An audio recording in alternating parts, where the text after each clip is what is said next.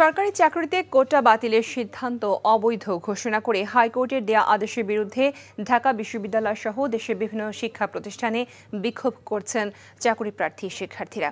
এই আদেশ বাতিলের পাশাপাশি ৩০ জুনের মধ্যে সরকারের পক্ষ থেকে সিদ্ধান্তের চূড়ান্ত দাবি জানান আন্দোলনকারীরা। অন্যদিকে হাইকোর্টের আদেশের বিরুদ্ধে চেম্বার আদালতে আপিল করেছে রাষ্ট্রপক্ষ। নূর হোসেনের রিপোর্ট।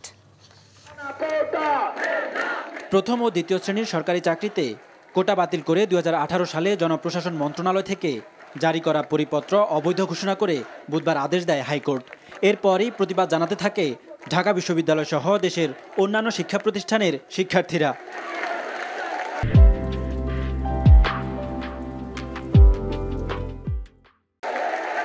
রোববার সকালে ঢাকা বিশ্ববিদ্যালয়ের কেন্দ্রীয় গ্রন্থাগার থেকে প্রতিবাদ মিছিল বের করে শিক্ষার্থীরা।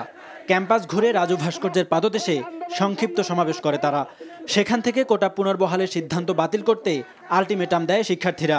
৩০ তারিখের ভিতরে যদি আমাদের দাবি দেওয়া মেনে না হয়, যদি রাষ্ট্রপক্ষ যদি সরকার প্রয়োজনীয় পদক্ষেপ না নেয়, আমরা গোটা বাংলাদেশের সমস্ত আনাচে দুর্বল আন্দোলন করে দেব।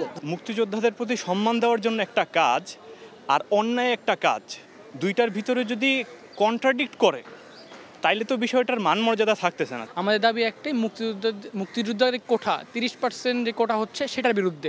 আমরা মুক্তিযোদ্ধাদের কখনো অসম্মান করি না, তাদের যে বেতন বাধা দেওয়া হচ্ছে আমরা সেই ব্যাপারে কথা বলি নাই।